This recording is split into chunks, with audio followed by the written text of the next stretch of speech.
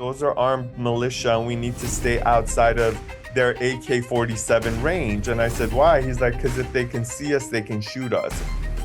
My mom, growing up, she always said to me, you're the shit, you're the best, I love you, you're a prince, you could go anywhere, do anything, talk to anyone, you're amazing. And like, she said it so much to me growing up, I believed it. What a gift she gave you without even knowing, is that a child who has a parent giving positive affirmations just goes through the world in a very different way.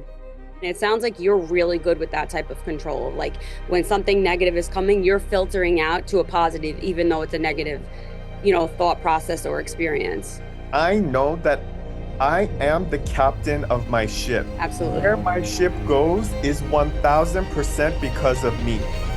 Being on the show, has it had any negative impact on your life? This episode of Candid Minds with Dr. T and Friends is brought to you by Mindful Care. Before Mindful Care, my days were clouded with unease. Now I manage my day with confidence. Whether virtual or in person, Mindful Care is here for me when I need it with same or next day appointments. There's no subscription, and they take almost all insurance coverage, including Medicare and Medicaid. Real care, real simple, real affordable. Join the Mindful Care community that has found healing with medication, therapy, and group therapy options.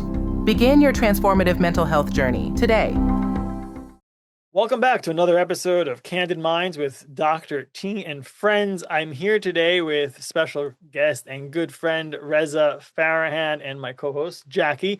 Reza, thank you very much for joining us. How are you today? I'm doing well. Thank you so much for having me on.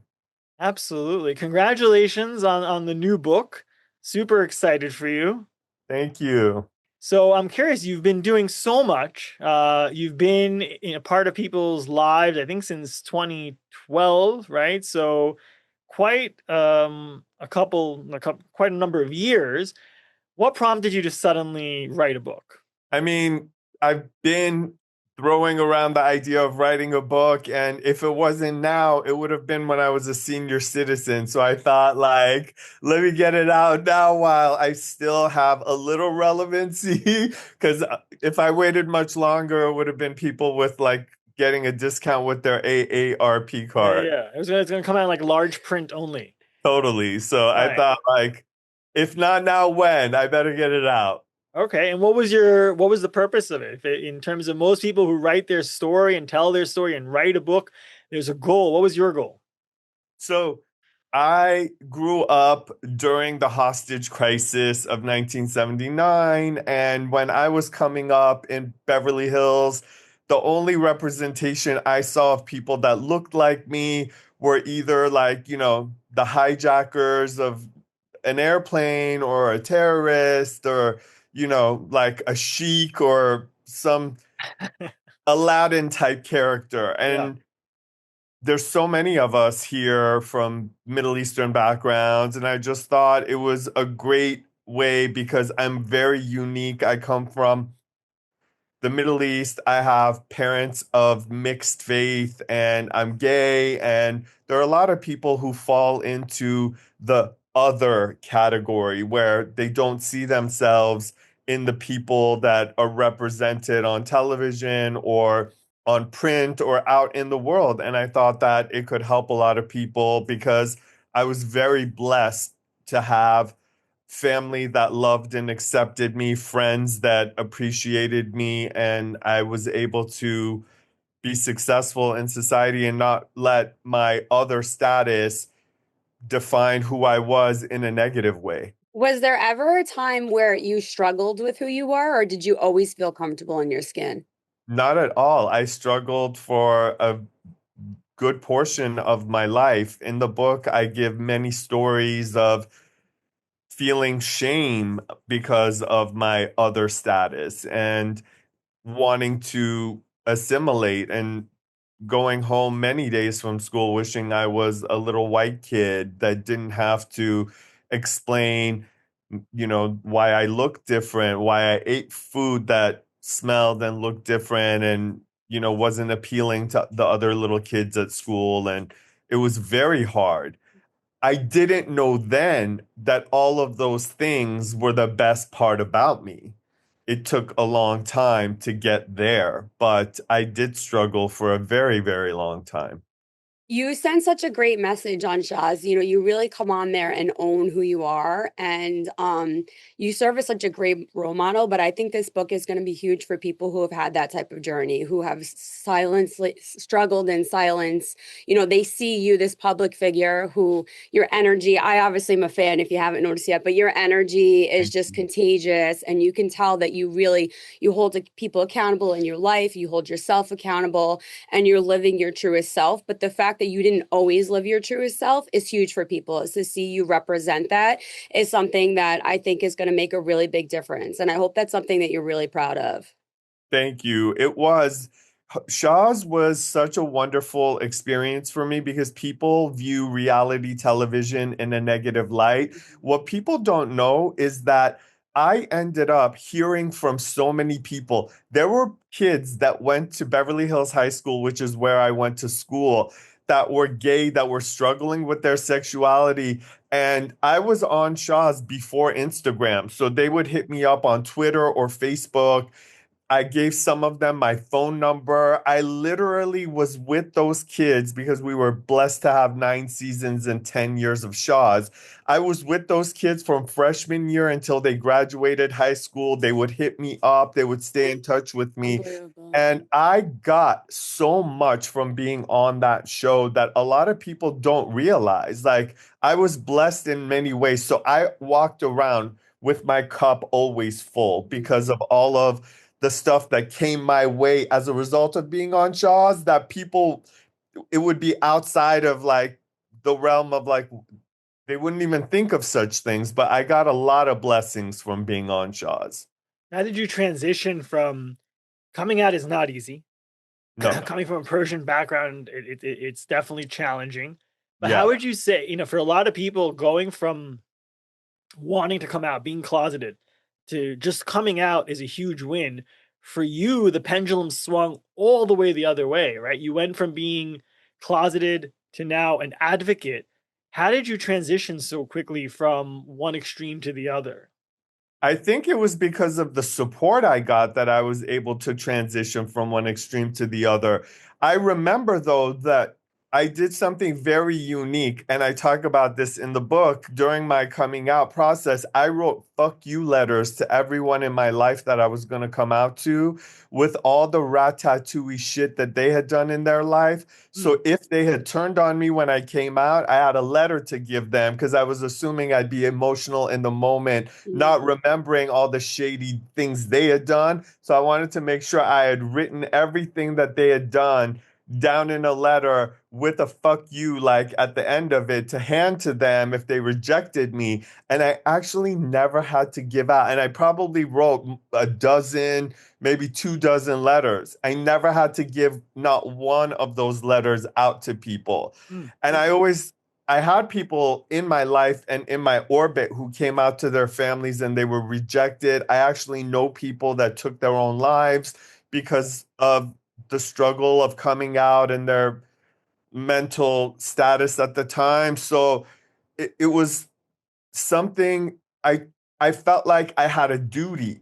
I was blessed, so needed to spread that positivity. When the opportunity for Shaw's came along, my mom actually said to me, "I don't want you to do the show because the Persian community and Middle Easterners are not very accepting of gay people, and I don't want you to suffer hatred or backlash for being gay and being out on TV." And I thought about it for a little while and I said to her, honestly, like, I can tolerate it. Like, bring it on. I want, if I have 2 minutes to be on TV to show people, like, my friends love me, my family accepts me, I'm successful out in the world. If anyone should do it, it's me because I've got the thick skin and I had y'all support my whole life. So I should do it. I shouldn't be afraid of the backlash. What did you do to develop that thick skin? I'm sure there's people listening who their first reaction is it's easier said than done. They might be from a community that is very old school or very traditional or even primitive from their perspective. What do you tell them? I say, unfortunately, I would say for me, it was probably nature and nurture. My mom growing up, she always said to me, "You're the shit. You're the best. I love you. You're a prince. You could go anywhere, do anything, talk to anyone. You're amazing." And like she said it so much to me growing up, I believed it. So once I got out into the world, I thought like I could go anywhere, do anything, talk to anyone, and it just stuck.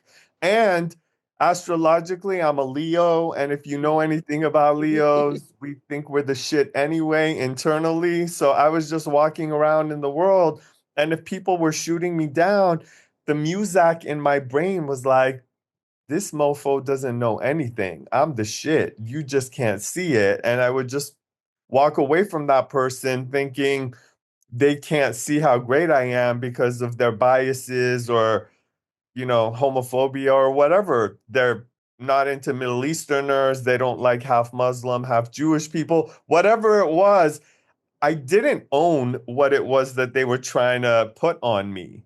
Mhm. People would call me derogatory things that people say to Middle Easterners, and it just would never land. It's like, okay, that's how you feel. That's not how I see myself. So, okay, you're entitled to your opinion. They're like, you know, Yeah, rear we talk about positive affirmations all the time. People, right? People, were you going to say that? Yeah. I knew it. But people, you're supposed to go in front of the mirror and give yourself positive affirmations to eventually change your perspective or strengthen what you subconsciously know, so it's actually firmly believed that you are the shit and you are an amazing person, and to love yourself, right? And he had Yeah. his mom doing that for him, which is such a huge tool. Like what a gift she gave you without even knowing, is that a child who has a parent giving positive affirmations just goes through the world in a very different way. They have that skin. They don't believe when people say bad things about them. They're able to roll with the punches.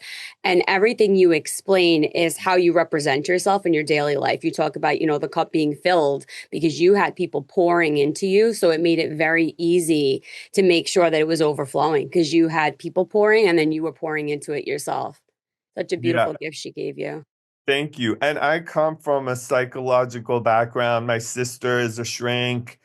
My family was into therapy. I've Yeah. been in therapy since I was 18 years old. So I'm very pro therapy. And also, I'm unflappable. I'm not one of those people who sees life in like, my box of crayons doesn't have a bunch of gray. There's a lot of white crayons and a lot of black crayons, and I'm not a confused person. Mm.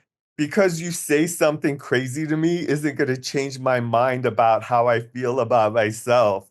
Mm. It's, my stuff is like carved in stone, Mm. and I walk around with those tablets internally. So things that I absorb, it may bother me, it may hurt my feelings temporarily, I may dislike it, but it's not going to change those engraved, carved internal tablets. Those are set in stone. I'm blessed. I walk around feeling blessed. Hateful people will come and go, but I'm surrounded by a tribe of people that love and support me. And the way I feel about myself is un unchangeable, unflappable. It's not affected by the noise from the outside world. That's amazing. One thing though that's interesting is if you look at your profile though, right? Someone who identifies as gay, half Jewish, half Muslim, it actually is the recipe for an identity crisis more than it is for someone to be unstoppable and really self-assured. How did you reconcile that within yourself? It's it's a great question. I grew up knowing that no one wanted to claim me, right? Because if you're Muslim, your dad has to be Muslim. My dad was Jewish. If you're Jewish, your mom has to be Jewish. My mom was Muslim. And I was gay. And Middle Easterners, Persian people, they, aren't the most accepting group of humans on planet Earth. So I walked around feeling like I didn't belong, but I'm a Leo. I was born on August 5th. You can't change that. I'm with these Leos. Like, no matter what, I'm in that group of people. And when I was young, I used to have this recurring nightmare that somehow I ended up in Iran. I don't know how I got there. And I'm in a hospital. The doctor is telling me I'm dying of a disease. And because I grew up gay during the epi AIDS epidemic, I was petrified because I was gay. I was going to get HIV and die of AIDS. So in this nightmare, I'm in Iran, which to me is the scariest place on earth because I'm gay. The doctor is telling me you have full-blown AIDS, you're gonna die in a couple weeks. And then he says to me, and by the way, when you left Iran, they fucked up translating your passport. You're not a Leo, you're a Virgo. So I'm wandering the streets of Iran in this nightmare.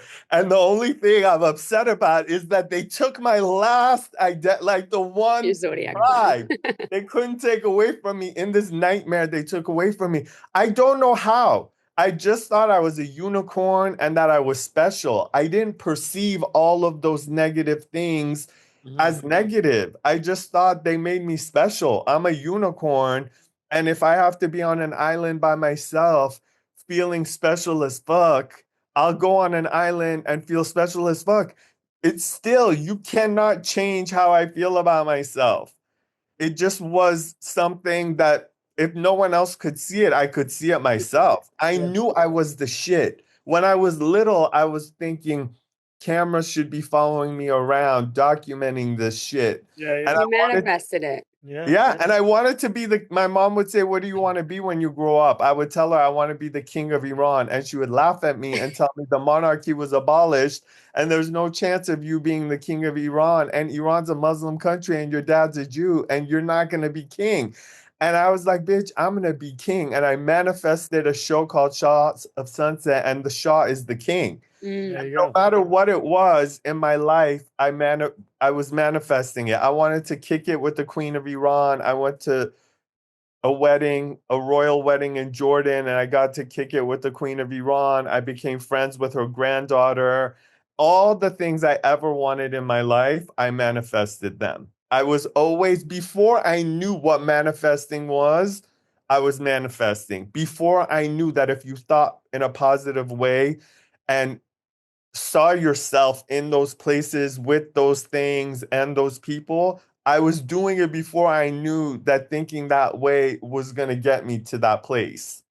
Yeah, I wish that for all of our patients. I mean, Absolutely. even for ourselves. I mean, if it's very powerful to manifest. Well, you didn't need to be claimed because you claimed yourself. You didn't need anyone to define you because you created your own definition and you've recreated yourself and defined yourself with what worked best for you. And that's just huge in life. It's the ability to do that it's such an amazing tool.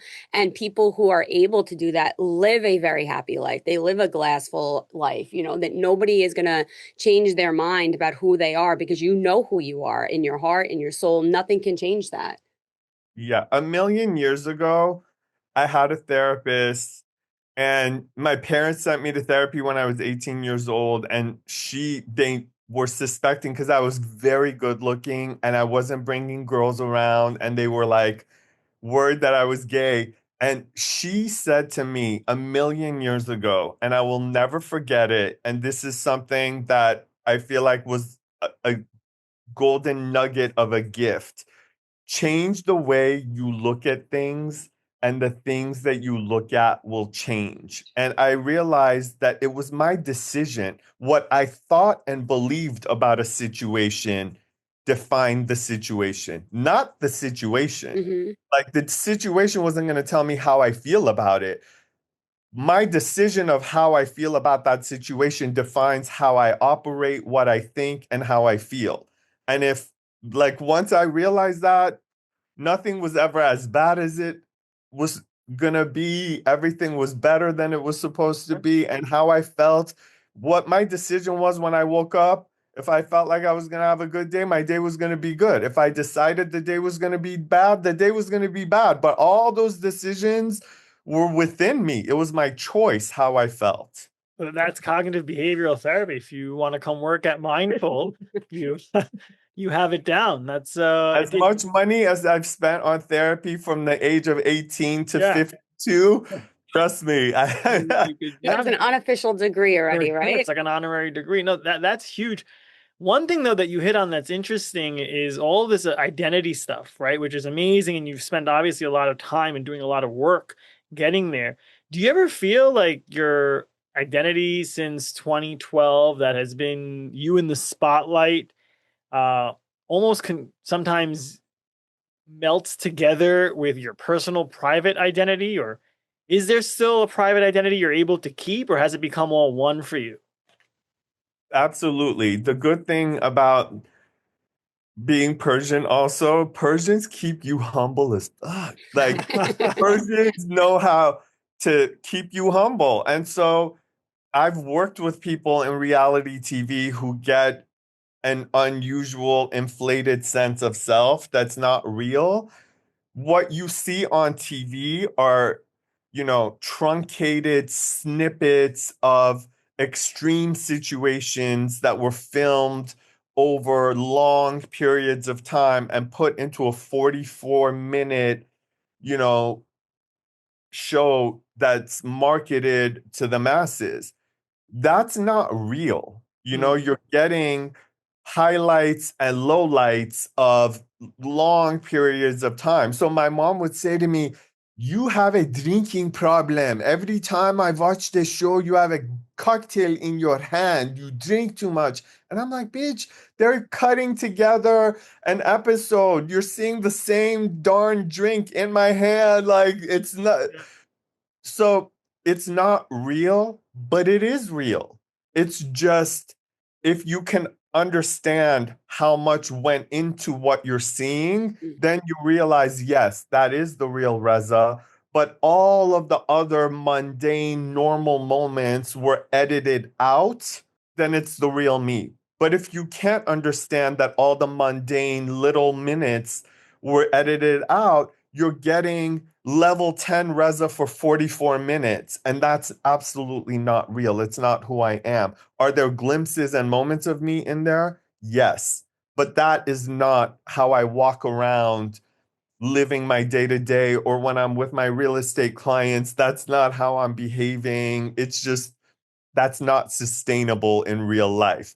But So it's yeah. So one, what if part of you is coming into this book then, right? If like you're getting this you're saying highlights and lowlights on the show. You're saying yes. there's a you that's like a real estate mogul and crushing it, which is awesome. And for those that want to read the book, what would you say you're bringing forward a part of you that they don't know about? Nothing that you're reading in the book was on the show. You're getting my most vulnerable moments. You're finding out about all the times that I felt like I was knocked down and I got up. You're getting everything that led to me being asked to be on a show. They asked me to be on a show. I didn't audition for a show. I wasn't walking around looking for a show. But the person that you read about in the book and what I did for myself in life is where I got to, where people came up to me and solicited me and asked me to be on a reality show. All of those cringeworthy moments, the difficult moments, all of the moments that I didn't realize were what led to me being someone that was going to be high achieving, funny as fuck, and TV worthy. But none of the stuff you read about was ever on Shahs. It's like the show is the end game. Your journey, your book is the journey leading up to it, and then the end game is the show of the snippets of who you are. But the book is the full picture. 100%. And I'll share this snippet from the book that I had a event at the Barnes and Noble in Los Angeles at the Grove. It was sold out. And I was asked about one of the most transformational moments for me on Shahs of Sunset. And I grew up as a little kid, not seeing myself in my surroundings and always wanting to fit in, feeling very American, but looking very Middle Eastern, named Reza, like, I didn't look like I belong. And so we're in Turkey and we're heading to a border town where they're going to get me to this place where I'm going to be able to see Iran. And my ignorant ass, I thought, I'm gonna go to a border town. It's like Tijuana and San Diego. Like I'm gonna be able to put one foot in Iran, pull it out. Like I'm in Turkey, I'm in Iran, I'm in Turkey. And there's gonna be like a gift shop on the border with shot glasses that said I went to Iran and t-shirts that said, my so and so went to Iran, and all I got was this crummy t-shirt. Mind you, we're in a van with a tour guide and armed guards protecting us. And we go through this Bedouin village, and I start seeing these guard towers. And I say to the tour guide, what's going on over there? He's like, oh, yeah, those are armed militia, and we need to stay outside of their AK-47 range. And I said, why? He's like, because if they can see us, they can shoot us. And I said, why would they do that? And this tour guide in Turkey that doesn't know me, doesn't know anything about me, turns to me and says, they'll shoot you because you're an American. And all of a sudden, this validation I needed my whole entire life came from a tour guide that didn't know smack about me. And I finally realized that it wasn't about this destination of getting to this border town and seeing Iran. It was about this journey and this gift that this tour guide had for me that I didn't know I was going to get, that I needed my whole life. And by the time we got to the border town and I saw Iran, I was 1,000 pounds lighter. And all of this animosity I had for this country, because I grew up here being embarrassed by the crazy shit they were doing over there my whole life, feeling like I was from North Korea. Because when you're from Iran, that's the only other country I can think of, because it's like a pariah state. And people look at you sideways because they think you want to blow things up and you hate America because they chant death to America all the live long day. But this weird, crazy moment, I got this gift and I was open to it. I didn't realize I was going to get it. And as soon as he handed it to me, I felt it. It was like being infused with sunshine. And it was the most transformational thing that had ever happened for me. And I walked away feeling so blessed. So I talk about stuff like that I wasn't able to talk about on the show, but it happened on the show and it was a gift. So I give little snippets into things that people saw on the show as well that they may not have known about, because I didn't get a chance to talk about how amazing and transformational that moment was for me. You're very positive when you reflect on your life, on the show, on your journey over the years, right, which is incredible, and I commend you for that. But I'm curious, being on the show, has it had any negative impact on your life? Absolutely. People feel very comfortable saying the most disgusting, vile things to you because you have exposed your vulnerabilities on a show. And the thing that gets to me most are disgusting people who phonetically spell out in English the dirty things that they want to say to me, but it's in Farsi, but they spell it out in English. Like they'll call me a Cooney, they'll wish that my family dies and that I die, and just they say vile things. So many negative things happen. I'll go places and people feel comfortable walking up to me and telling me like, you're a nobody, like all Persians are doctors and lawyers. You're not even educated like that. Why are you representing us on TV? And it started happening so much that finally I was like, bitch, I'm not your representative. No one elected me to represent you. Like, I am funny as fuck and I'm so dynamic. They begged me to be on a TV show. I don't give a shit about your little son that's a dentist. No one wants him to be on TV. Like, I get that you want him on TV to promote his dental practice, but I didn't get as educated as your son, but also no one wants to talk to your son or hear about your son's life. I'm dynamic as fuck. They asked me to be on TV. Maybe if you should produce a show about all the doctors and lawyers that are Persian. You've been here for 50 years. How come you haven't made the show you've wanted to make? This is not National Geographic, bitch. This is not the plight of the Iranian people. This is not about all the accomplishments and all our poets and shit. This is reality TV. That's all that this is. If you can't enjoy it, don't watch it. Mind you, you know every detail of every episode because you're bringing up the minutia, so I know you're watching like a hawk. So thank you for watching. Yes, Is there a time where people will get a reaction out of you, or was there ever a time when they would come with that you would react?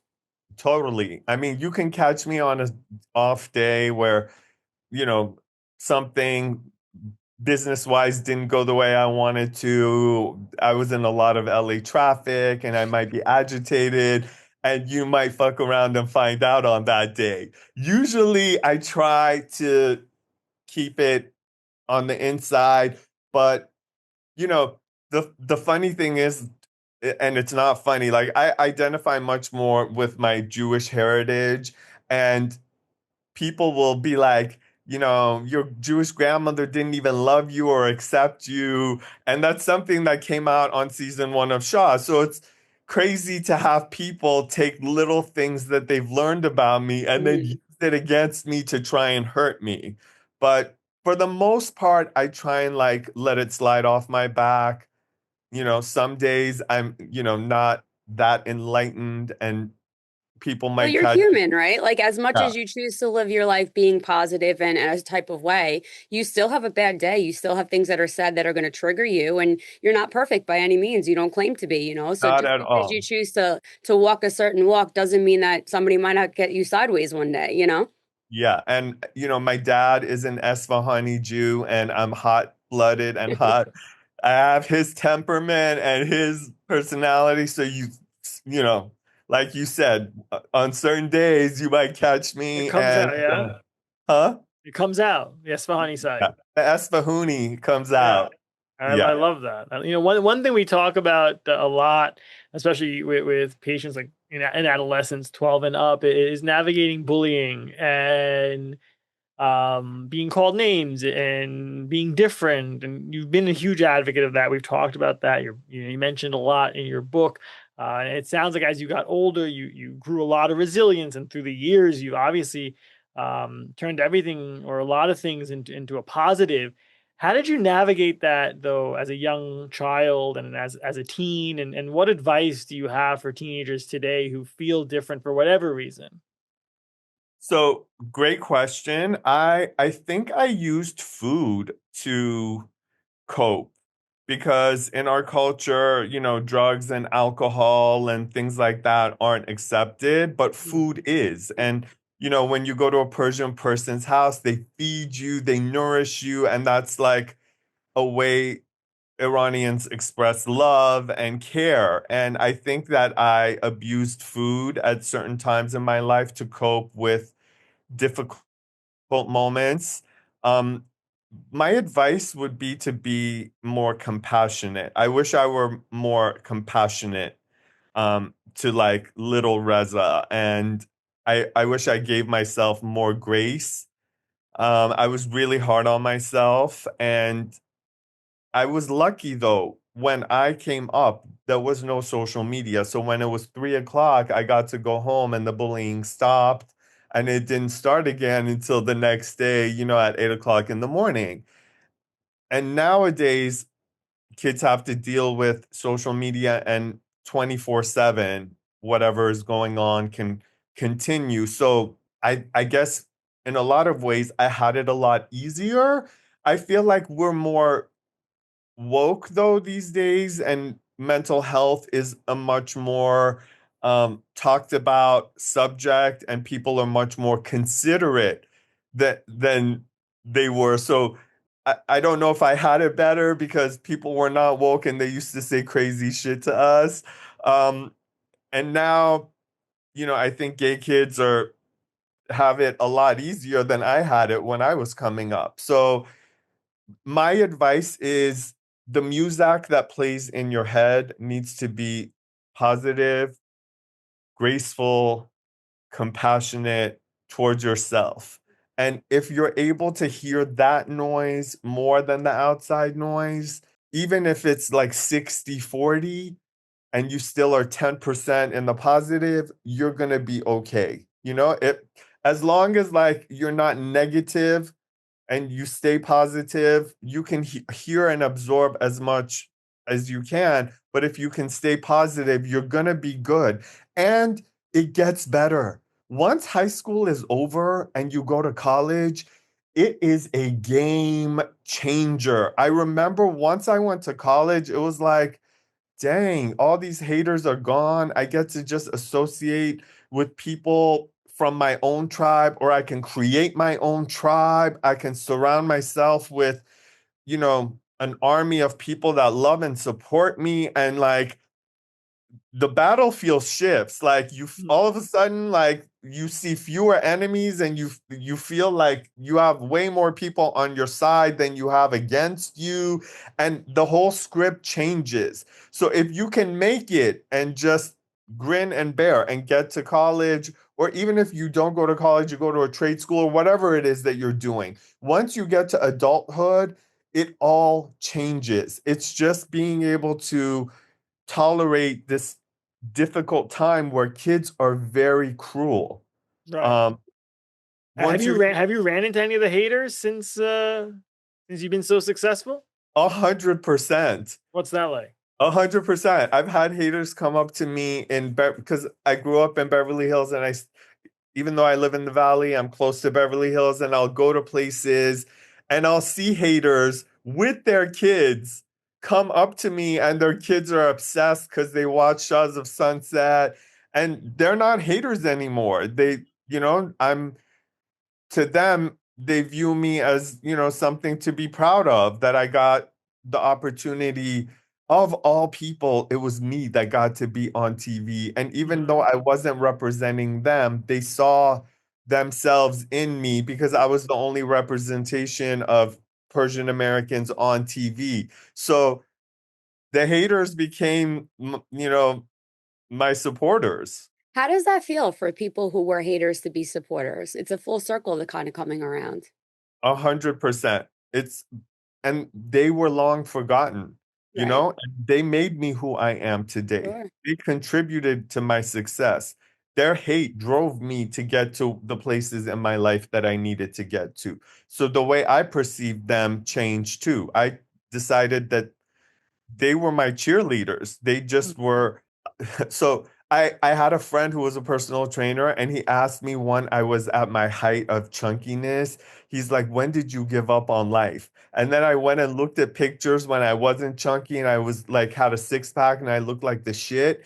And I used that negativity. As It motivation. motivated me, like I wasn't someone that was gonna go crying in the corner. It was like, oh shit, it became like a wake-up call. Like, so the hate that I got, as opposed to just letting it take me down, I was like, you know what, bitch, I'm gonna show you. Let me show Like, you. Wow. yeah, let me show you. Tell me So I can't do something, I'll show you I can. 100%. So So you said something really important that I kind of wanted to circle back to. You've said it twice now, like the music within your head. So it's yeah, obviously how you live your life with music. And I also wanted to kind of reflect on the fact that you change the music. Like if it's not positive, you're changing that station. And so in your message to young people in regards to the music in your head having to be positive, they also should know that you had control of the music, and they do too. Is that anytime it was not where you wanted it to be, you changed that dial and made it positive, and they can do the same thing. And that's like really huge insight to have, especially as a young person, of even though I'm hearing this now, I actually have the control. And it sounds like you're really good with that type of control of like when something negative is coming, you're filtering out to a positive, even though it's a negative, thought process or experience. yeah. The one thing is, I know that I am the captain of my ship. Absolutely. Where my ship goes is 1000% because of me. I'm one of those people who, like, I have friends, they're like, oh, I don't know how I got myself into this mess. And I'm like, I've never said that. Anytime I've been in a mess, it was proactive. I did some shit and I'm in the situation because of this decision.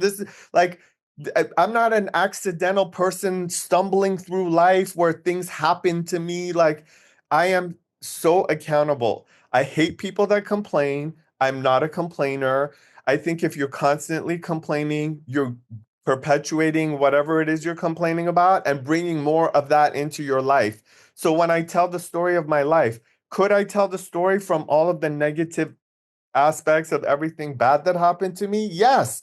But I choose to think and I believe wholeheartedly that I am so blessed. I had the best life. We weren't the richest, but my dad made it rain. There were people way richer than us, but we lived way better than them because of how we thought. And he did make it rain. Like we were rich, but like there are a lot of Persians that were richer than us. But like, if you ask me, were we rich? I would tell you we were filthy rich. If you ask me, did I have a great life? I would tell you I had the most amazing life. Everywhere I wanted to go, I went. I'm never telling you about the things I didn't get or didn't have. I don't even remember that. I just remember the state of abundance that it just, that's how I am. I'm always going to have money in my life because I know that's what I believe. I'm always going to have money. I'm always going to be successful because that's what I believe. And when you believe some shit wholeheartedly, that's what ends up happening. So when I say the music, like that elevator music in your brain, if you're telling yourself you're a piece of shit and you're worthless and you're never going to amount to anything, that's what's going to happen. But if you have a mom who tells you you're a prince, you're the shit, you're the best, you can accomplish anything, go anywhere, do anything, even if you didn't have a mom that said that, and that's what you hear in your own head every day, like, because I walk around hearing things and my mind goes nonstop. But if that stuff isn't positive, I'll want to go dig my own grave and get into it. So guess what? I decided I want to think positive things. When I'm looking around, if I see 20 shitty things and there's one red rose that's beautiful and smells good, I'm going to come back that day and tell you about that one rose that I saw that smelled good and looked good. I'm not going to share the shitty things. That's just not the way I'm programmed. I know that if I tell you about the good stuff, more good stuff will show up in my life the next day. If I tell you about the 20 bad things, guess what? The next day I'll see 40 bad things. And if I tell you about the 40 bad things, the next day I'll see 80 bad things. But if I every day, all I do, if someone says, "How was your day?" I'll pick and choose all of the positivity because no one wants to hear about all the, oh, there was a long line here. Oh, the ground beef was $3 more. Who cares? Tell me about the good shit you saw, did, and went. I don't want to hear about the long line and the ground beef and the pothole and the who no one cares about that stuff. Spread the positivity and more positivity comes your way. I've tested it in my own life. So I live that way. And when I see people that are like telling people about all the bad things and they're complaining, I literally, if I'm at a dinner party, I won't sit next to them. I'll remember not to ever hang out with them. I won't invite them. I avoid that person like the plague because their go-to is spreading the negative shit. And Right. that's how they're programmed. And I hate those people and I avoid them. Yeah, they say lighting one match can eliminate a room full of darkness, right? And that little bit of good can eliminate a lot of bad. So it is very powerful. But someone in your situation could look back and be very spiteful towards all the people that have bullied you or your struggles growing up. Now that you're successful, a lot of people would want to rub it in their face and show them like, look at me now. Did you ever feel that? No, because I'm not thinking about those people. Like, I get to do the greatest stuff.